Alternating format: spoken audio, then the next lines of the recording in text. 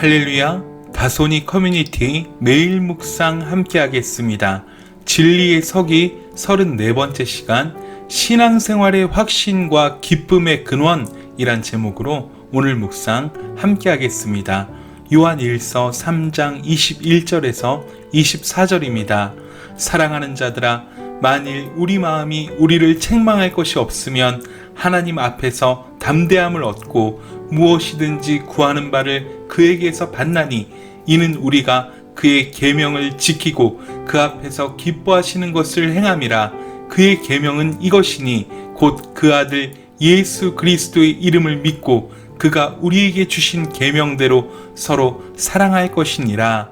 그의 계명을 지키는 자는 주 안에 거하고 주는 그의 안에 거하시나니, 우리에게 주신 성령으로 말미암아 그가 우리 안에 거하시는 줄을 우리가 아느니라. 아멘. 여러분, 예수 믿고 살아가는 즐거움이 무엇입니까? 제가 이 질문에 중요한 교리적인 내용을 토대로 말씀드릴 수도 있겠지만, 저는 여러분께 이 즐거움을 나누는 즐거움, 베푸는 즐거움, 서로 사랑하는 즐거움, 주님을 따라가는 즐거움, 우리 주님을 닮아가는 즐거움이라고 말씀드리고 싶습니다. 말씀 묵상하는 재미, 말씀대로 살아가는 재미, 기도에 응답하시는 주님을 만나는 재미, 그 재미가 세상에서 흥청망청하는 그러한 재미보다 훨씬 즐겁다면 여러분은 이걸 믿으시겠습니까? 사실 오늘 본문은 요한일서에 반복되는 실천적인 주제입니다. 표현이 다르게 된 것뿐입니다. 계명을 지키는 것과 주 안에 거하는 것은 결국 형제를 사랑하는 것과 같은 것입니다. 21절 말씀을 보십시오. 우리 마음이 우리를 책망할 것이 없는 그러한 신앙생활, 이것이 바로 기쁨과 감사로 가득한 신앙생활 아니겠습니까? 다른 사람은 모릅니다. 나와 주님 사이에 일어나는 일입니다. 그런데 내가 올바르게 예수를 믿고 있고 주님이 기뻐하시는 삶을 살고 있구나 하는 자각으로 인해 더 즐거워진 신앙생활이란 것입니다. 이런 신앙생활은 교만하고는 차원이 다른 것입니다. 늘 우리가 말씀을 묵상하면서 점검하고 또 점검하는 것이 우리가 과연 올바른 방향으로 가고 있느냐는 것이 아닙니까? 결국 형제를 사랑하되 말과 혀로만 사랑하지 않고 뭔가 내 물질을 들여서, 내 시간을 들여서 베풀고 섬기는 사람에게는 주님의 이런 위로가 있다는 것입니다. 자신이 자신을 자괴감에 빠뜨리는 신앙생활이 아니라 기쁘게 예배할 수 있는 그러한 신앙생활. 그런데 이런 사람에게 주시는 축복이 또 있다는 것입니다. 그런 사람은 하나님 앞에서 담대함을 얻을 뿐만 아니라 무엇이든지 구하는 바를 그에게서 받나니, 이는 우리가 그의 계명을 지키고 그 앞에서 기뻐하시는 것을 행하기 때문이란 것입니다. 여러분, 상식적으로 생각해 보십시오. 마음이 굳게 하나님을 향해 서 있지 못합니다. 그리고 늘 신앙생활이 자괴감으로 가득합니다. 나는 쓸데없고, 나는 부족하고, 나는 못났다는 것입니다. 이런 사람은 점점 주님과 가까워지는 것이 아니라 멀어지게 마련입니다. 그러나 주님 앞에 담대함을 가지고 늘 주님이 기뻐하는 생활을 하려고 애쓰는 사람, 그래서 마음의 정죄나 자괴감이 없이 밝고 기쁨으로 주님을 섬기는 사람, 그런 사람들의 기도를 주님이 들으시지 않는다면 이상한 일일 것입니다. 그런데요, 이 말씀을 이렇게 오해하시는 분들이 있을 것입니다. 뭐든지 다 들어준다고? 그러면 수지 맞겠다는 것입니다. 그러나 이 말씀의 전제가 무엇입니까? 주님 앞에 담대함을 가진 사람들입니다. 즉, 주님 뜻에 관심이 많은 사람들입니다. 그래서 주님의 뜻이 땅에서도 이루어지기를 구하는 사람들입니다. 그들의 간구가 주님의 뜻과 같아졌다는 의미란 것입니다. 그런 의미에서 구하는 바를 그에게서 받는다는 말을 다시 신앙의 초보로 환원시켜서 생각하는 것은 본문을 엉터리로 해석하는 것입니다. 그의 계명을 지키고 그가 기뻐하는 것을 행하기 때문이라고 분명하게 설명하고 있기 때문입니다. 그러므로 이 말씀은 오히려 이런 마음, 이런 믿음으로 사는 사람들의 기도가 주님이 원하시는 것과 더 닮아간다는 의미로 이해하는 것이 훨씬 본문에 가까울 것입니다. 그런 기도를 주님이 들어주실 것입니다. 결국 이런 믿음 생활은 어디로 갑니까?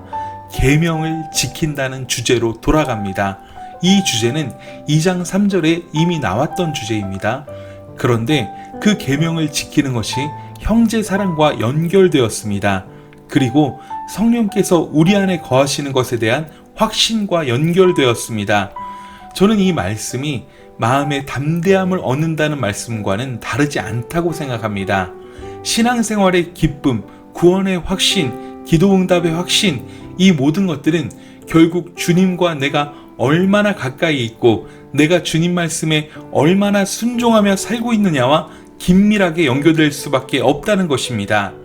이소산금이란 말이 있습니다. 이 말의 유래를 설명한 한 이야기인데요. 한번 들려드리겠습니다. 황태자를 가르치는 스승의 자리에 있는 삼촌과 조카가 있었다고 합니다. 굉장히 높은 벼슬에 있었죠. 부와 명예는 물론 권력을 누릴 수 있는 자리였습니다. 그런데 어느 날 삼촌이 조카에게 말했습니다. 만족할 줄 알면 욕된 일을 당하지 않고 그칠 줄 알면 위험에 빠지지 않는다. 그만 벼슬을 내려놓고 함께 고향에 내려가는 것이 어떻겠느냐? 삼촌의 이런 말이 참 가당키나 한 이야기입니까? 한창 잘 나가고 있는 중입니다. 모든 권력과 부의 정점에 살고 있는데 뜬금없이 낙향이라니요. 그런데 조카는 삼촌을 너무 존경한 나머지 흔쾌히 그 말에 따랐다고 합니다. 대단한 사람들이죠. 황제는 고향으로 가겠다는 둘에게 그간 수고 많았다며 많은 황금을 하사했습니다. 고향으로 돌아온 이 두 사람은 매일같이 황금을 팔아 여기저기 베풀고 잔치를 벌이며 왕창 돈을 썼습니다. 이것을 보다 못한 어떤 사람이 황금을 그렇게 다 쓸 것이 아니라 당신들의 자손을 생각해서 땅을 사두라고 이야기를 합니다. 그런데 여기서 삼촌이 대답을 하는데요. 이렇게 말합니다. 우리 집안에는 대대로 물려받은 땅이 있습니다. 그러니 자손들이 열심히 가꾸면 보통의 생활을 할 수 있겠지요. 그런데 거기에 재물을 더해버리면 자손들에게 게으름만 가르칠 것입니다. 또한 현명한 사람이 재물을 많이 가지면 그 뜻이 손상되고 어리석은 사람이 재물을 쌓으면 잘못만 많아지는 법입니다.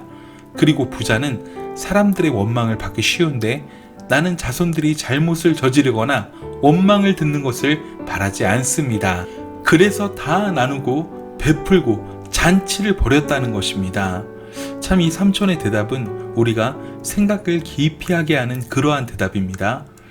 그래서 황금을 집안에 불을 키우거나 자신만을 위해 쓰지 않고 다른 사람들과 나누었다는 데서 이 두 소씨가 금을 뿌리다 라는 이소상금이란 말이 나왔다는 것입니다. 여러분, 하나님을 알지 못해도 이렇게 재물이 가지는 속성을 잘 꿰뚫어 보고 그것을 삶으로 살아내는 사람들이 있습니다. 아굴의 잠언을 기억해 보십시오. 잠언 30장 7절에서 9절입니다. 내가 두 가지 일을 주께 구하였사오니 내가 죽기 전에 내게 거절하지 마옵소서. 곧 헛된 것과 거짓말을 내게서 멀리 없이며 나를 가난하게도 마옵시고 부하게도 마옵시고 오직 필요한 양식으로 나를 먹이시옵소서. 혹 내가 배불러서 하나님을 모른다 여호와가 누구냐 할까오며 혹 내가 가난하여 도둑질하고 내 하나님의 이름을 욕되게 할까 두려워함이니이다.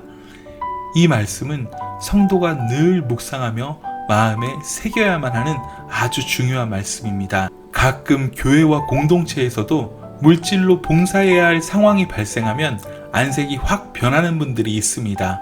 이런 분들은 아직 돈이란 만몬의 우상숭배에서 벗어나지 못한 것입니다. 언제까지 내 물질이 아닙니다. 내 소유가 아닙니다. 오늘 밤 하나님이 우리 영혼을 걷어가시면 더 베풀고 나누고 싶어도 나눌 수가 없습니다. 할 수 있는 만큼 사랑하면서 살아야 하는 것입니다. 후회로 회한으로 생활을 채워가는 어리석은 삶이 되지 않는 유일한 비결은 깨달은 즉시 순종하는 것입니다. 답은 없지만 삶의 우리의 방향은 형제를 사랑하고 나누는 쪽으로 늘 무게중심이 머물러 있어야 한다는 것입니다. 그것만이 우리를 기쁨에 찬 신앙생활로 인도하는 길이 될 것입니다. 여러분, 오늘 묵상을 꼭 기억하시기 바랍니다. 저와 여러분은 어떤 사람입니까? 주님의 계명을 지키고 그 앞에서 기뻐하시는 것을 행하고 있습니까? 혹시 여러분이 이렇게 그 말씀 가운데 행하고 있지 못하면 여러분의 신앙생활에 확신과 기쁨은 없을 것입니다. 그러나 그의 계명인 형제 사랑을 삶으로 실천하고 그의 말씀을 순종하는 그러한 그리스도인에게는 이러한 신앙생활의 확신과 기쁨이 넘칠 것입니다. 여러분, 이것을 꼭 기억하십시오. 오늘 하루도 주님께서 주시는 그 말씀에 대한 간절한 사모함과 순종으로 그에 따른 확신과 기쁨으로 승리하는 저와 여러분 되시길 간절히 소원합니다. 사랑하고 축복합니다. 샬롬.